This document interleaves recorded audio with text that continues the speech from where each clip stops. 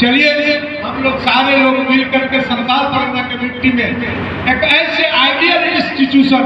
के रूप में संथाल परगना महाविद्यालय को स्थापित करने का काम करेंगे। और यहाँ के विद्यार्थियों को नीड जो है, जो चाहिदा है विद्यार्थियों का,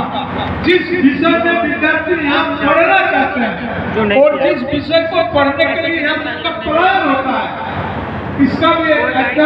प्रिंसिपल साहब के माध्यम से होना चाहिए। तो समाप्त करूंगा कि आज हमारे बीच हमारे आदरणीय दिशम गुरु वीर शिबू सोरेन नहीं रहे, जिन्होंने के धरती में उच्च शिक्षा का अलग जगाए। इस आयोजन में हमारे साथ उपस्थित इस कॉलेज के व्याख्याता भी रहे हैं रीजनल लैंग्वेज की, और यहाँ उन्हें नेतृत्व करने का भी मौका मिला है। राज्य के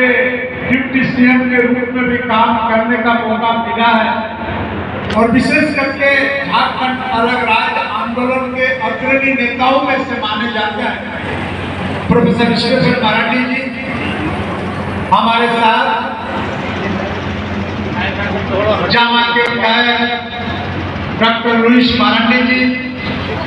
पड़ैया हाट के विधायक प्रदीप यादव जी, लाल बाबा के परिवार के उनके पुत्र बधू साहब, उपस्थित तमाम परिवार के सदस्य, संथाल परगना महाविद्यालय परिवार के प्राचार्य सह तमाम प्रोफेसर, डीन, लेक्चरर, उनके नॉन टीचिंग वर्ग के तमाम स्टाफ, और सबसे ज्यादा जो यहाँ अध्ययनरत छात्र और छात्रा, मैं उन्हें धन्यवाद देता हूँ और जोहार करता हूँ। हमसे पूर्व सारे नेताओं ने एसपी कॉलेज का जो संस्कृति, एसपी कॉलेज का जो नियम कानून था, उसके बारे में आप तमाम लोगों को बयान किया। जब जामताड़ा जिला दुमका के साथ था, यानी राज्य अलग होने के बाद जब जामताड़ा जिला बना, और जामताड़ा जिला बनने के बाद सही मायने में दुमका के साथ हम लोगों का संपर्क थोड़ा सा क्षीण हुआ, थोड़ा सा कम हुआ। लेकिन चूंकि पहले दुमका जिला का ही रहने वाला और इस एसपी कॉलेज के विद्यार्थी होने के नाते दुमका का हर दिन का जो यादें हैं आज भी हम लोगों का मन में सजोए हुए हैं। रसिकपुर के बगल में राखा बनी, और उसी में 2-3 कमरा किराए पर लेकर के लॉज में हम लोग रहते थे, और क्लास शुरू होने के पहले पैदल चल करके कॉलेज आते थे, कॉलेज समाप्त करने के बाद फिर डेरा घूम के जाते थे। यही हम लोगों का दिनचर्या था। और मैं बता दूं, मैं 76 में यहाँ ISC फर्स्ट ईयर में एडमिशन लिया था, और उसके बाद बायो साइंस से एडमिशन करने के बाद यहाँ से निकला। तो उस समय इस कॉलेज का वातावरण, मैं नहीं कह रहा हूँ कि आज का वातावरण में कहीं कमी आई है, लेकिन उस समय इस कॉलेज के वातावरण इतना मजबूत था, सिर्फ बिहार ही नहीं बल्कि बिहार के बगल के प्रांत में भी, चाहे आप उड़ीसा चले जाएं, पश्चिम बंगाल चले जाएं,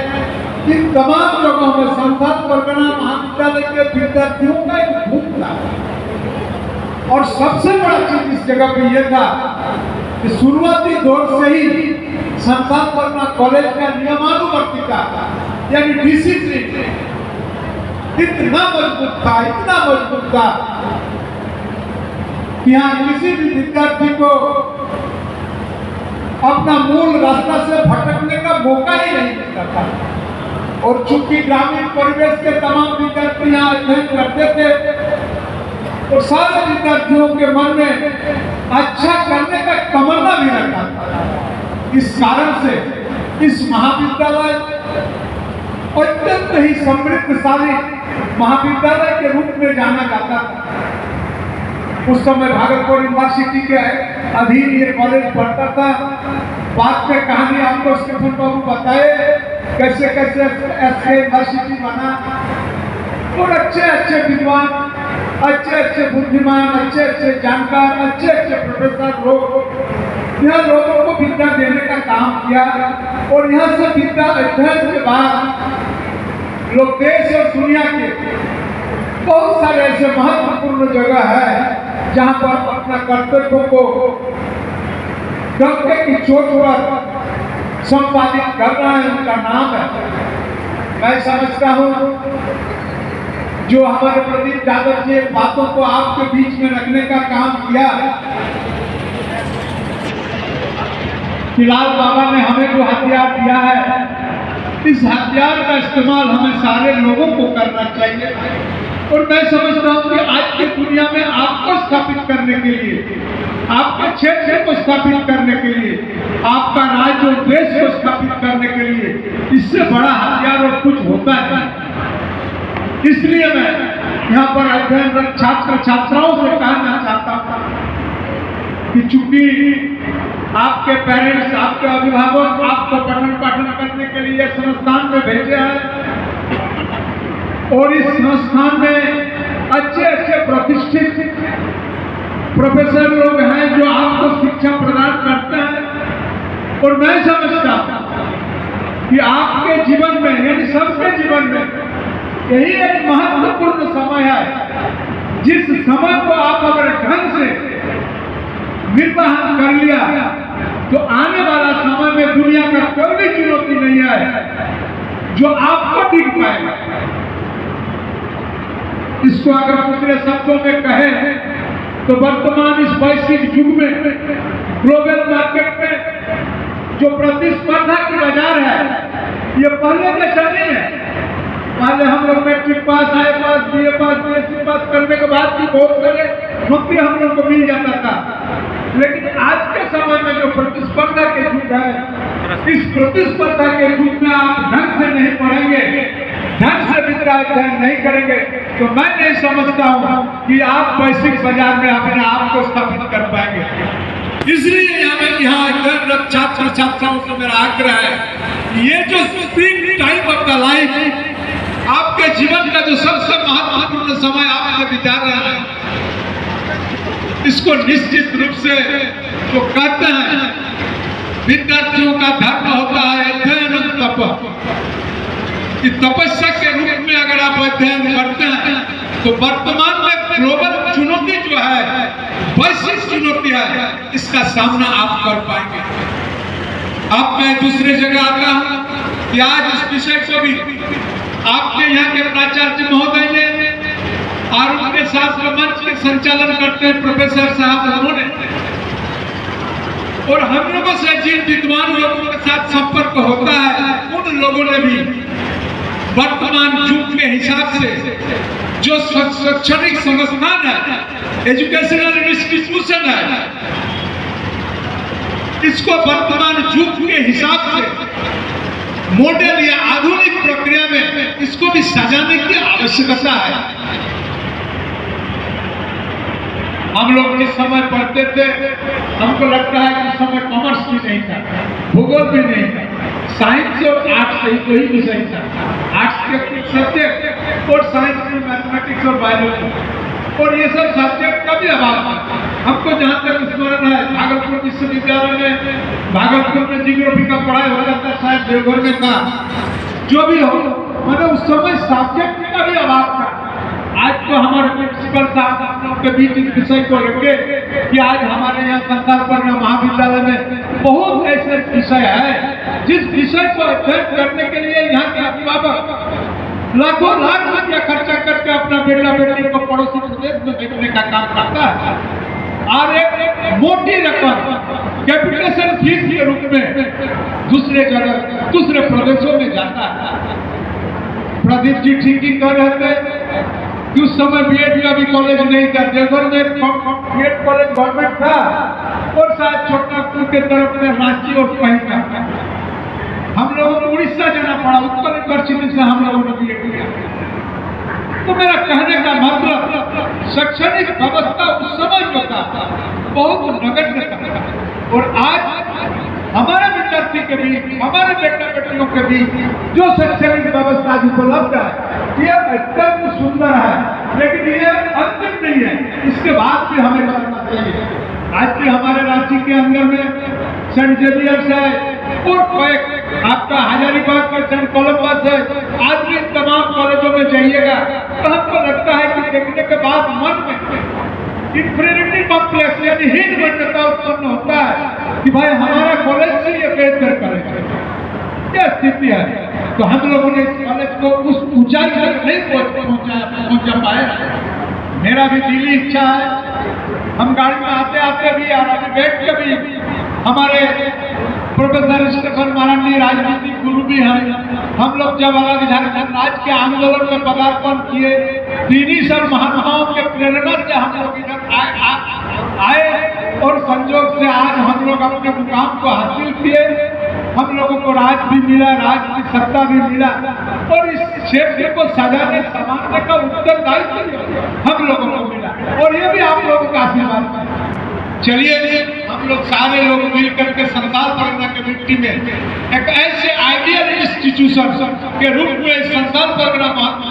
महाविद्यालय को स्थापित करने का काम करेंगे। और यहाँ के विद्यार्थियों को नीड जो है, जो चाहिदा है विद्यार्थियों का, जिस विषय में विद्यार्थी यहाँ पढ़ना चाहते हैं और जिस विषय को पढ़ने के लिए यहाँ का प्लान होता है, इसका भी अध्ययन प्रिंसिपल साहब प्रोफेसरों के माध्यम से होना चाहिए। और वर्तमान युग में युवाओं शिक्षा जो है, जो हमारे यहाँ युग के हिसाब से शिक्षा हो, आज कौन सा विषय से हमारे विद्यार्थी अध्ययन करेंगे कि आने वाला समय में अपने आप को एक ऊंचे पैमाने पर ले जाएंगे, उस विषय का भी ज्ञान हम लोग को होना चाहिए। और मैं समझता हूँ कि यूनिवर्सिटी में बैठ करके, महाविद्यालय में बैठ करके ब्लूप्रिंट बना करके आप लोग चलिए, आप लोगों के साथ हम लोग खड़ा होकर के इस संताल परगना का लाल बाबा का ये जो सपना है इसको साकार करेंगे। मैं आपको कहना चाहता हूँ, हमारे आदरणीय मुख्यमंत्री हेमंत सोरेन जी शिक्षा के प्रति अत्यंत संवेदनशील है। हमको याद है कि मैं पिछले टेन्यूर में भी स्पीकर के पद पर था, और आप लोगों का आशीर्वाद में, हमारा बड़े अभिभावक लोगों का आशीर्वाद में जेन्योर में स्पीकर हूँ। और हम लोगों ने उस समय भी माननीय मुख्यमंत्री की जो इच्छा था कि हमें हमारे यहाँ जो विश्वविद्यालय रानीगंज है राज्य के अंदर में, इसमें एक पता लाने का प्रयास हमें करना होगा। हम लोग देख रहे थे कि राज्य के अंदर में रोज कुछ न कुछ यूनिवर्सिटी का पास हम लोग विधानसभा के आसन से बैठ करके करते थे। उस यूनिवर्सिटी के अंदर में विद्यार्थियों को पठन कराने के लिए शिक्षक है या नहीं, उनको बैठने के लिए कमरा है या नहीं, विद्यार्थी लोगों को घर का पैसा ले जाकर के काफी खर्चा करने के बाद कोई भी संस्था विद्यार्थियों का जो मौलिक सुविधा है वो मौलिक सुविधा भी देने के लिए नहीं दे सकते। ऐसे परिस्थिति में हमने एक विधानसभा का विधायक का टीम बनाया। हमको लगता है कि स्टेफन बाबू, प्रदीप बाबू उस टीम के मेंबर भी हुआ करते थे, और लोगों ने सारे यूनिवर्सिटी को घूम के रिपोर्ट भी सौंपा। और इस बार भी पूरे झारखंड का संताल परगना सहित पूरे झारखंड का शिक्षा व्यवस्था में आमूलचूल परिवर्तन करने के लिए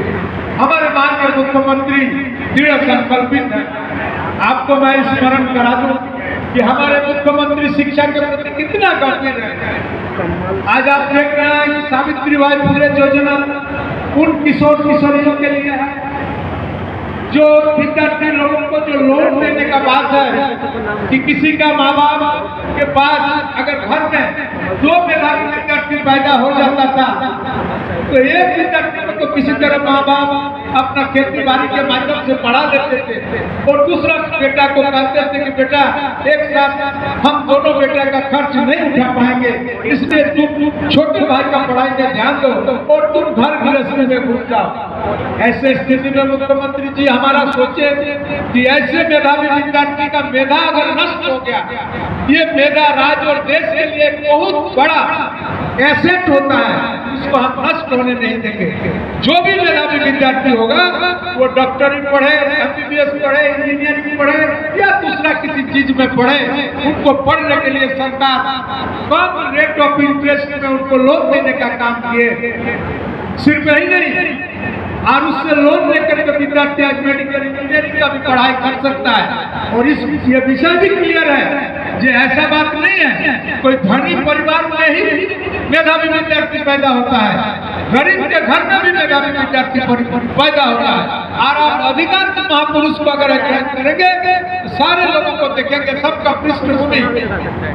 गरीब परिवार से ही है। इसलिए इस मेधा को बचाने के लिए, संरक्षित करने के लिए हमारे मुख्यमंत्री ने इस प्रकार का निर्णय लिया। आपने देखा होगा यूनिवर्सिटी से निकलने के बाद बहुत ऐसे विद्यार्थी हैं जो विदेश के प्रतिष्ठित यूनिवर्सिटी में पढ़ने का मेरिट रखते हैं, लेकिन गार्जियन का आर्थिक अभाव के चलते उन विद्यार्थी को अपने जो इच्छा है उसको विद्रोह करना पड़ता है कि विदेश का प्रतिष्ठित यूनिवर्सिटी में पढ़ने के लिए बहुत सारे पैसे का प्रयोजन होता है। हमारे आदरणीय मुख्यमंत्री जी ने बीते कार्यकाल में मारान गम के पारदेशी स्कॉलरशिप लॉन्च किए और मैं समझता हूं कि आज के समय में हमारे झारखंड के अंदर स्थापित यूनिवर्सिटियों का बहुत सारा ऐसा मेधावी विद्यार्थी विदेशों से ऐसे प्रतिष्ठित महाविद्यालयों में पढ़ रहे हैं। मैं इस बात को आपके बीच सिर्फ इसलिए कहा कि हमारे आदरणीय मुख्यमंत्री का इस क्षेत्र के शिक्षा के प्रति कितना गहराई से लगाव है। और आपको एक विषय का मैं अपना बातों को समाप्त करूंगा कि आज हमारे बीच हमारे आदरणीय दिशम गुरु वीर शिबू सोरेन नहीं रहे, वो भी इस झारखंड के परिकल्पना का सपना और खाका सपना भी देखे थे और खाका भी बनाए थे और मुख्यमंत्री सहित हम तमाम लोगों को बीच बीच में कहते थे और हम लोग को ले जाकर के गांव में बैठा के कहते थे कि तुम खाओ या नहीं खाओ, लेकिन निश्चित रूप से अपना बाल बच्चा को पढ़ाओ। बाल बच्चा को पढ़ाने से किसी तरह का कोताही मत करो कि पढ़ाई ऐसा चीज है जो समाज को बदल सकता है, जो इंसान को बदल सकता है, जो परिवेश को बदल सकता है, जो देश को दुनिया को बदल सकता है। इसलिए आदरणीय गुरु जी का भी ये संदेश था और इसी को दृष्टिपथ में रखते हुए हमारे आदरणीय मुख्यमंत्री हेमंत सोरेन जी यहाँ के शैक्षणिक व्यवस्था को और चुस्त दुरुस्त और दृढ़ करने की संकल्प लिया है। मुझे आज आकर के वही 76-77 का याद ताजा हो गया। वही कॉलेज के दिन, वही कॉलेज जाने का इच्छा, तमाम चीज ताजा हो गया और संतान परगना कॉलेज के इस कार्यक्रम में आकर के विद्यार्थियों का जो हुनर, जो लोगों ने अपने मंच में छोटा समय में प्रस्तुत करने का काम किया कलाकार के रूप में, मैं समझता हूँ ये भी कम नहीं है। मैं समझता हूँ कि आज संतान परगना महाविद्यालय सारे दृष्टि से,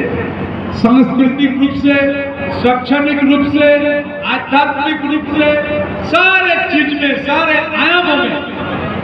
बढ़ते हुए नजर आ रहा है। यही हम लोगों का सुखद अनुभव है। और अधिक विलंब न करते हुए, क्योंकि बहुत सारा कार्यक्रम प्रस्तुत है, आप लोगों को देखना है। और जब से हम लोग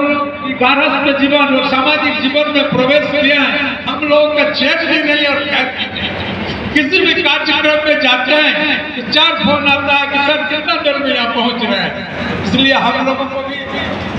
बड़ी आदत के साथ आप तमाम लोगों के पास से विदा भी लेना पड़ेगा।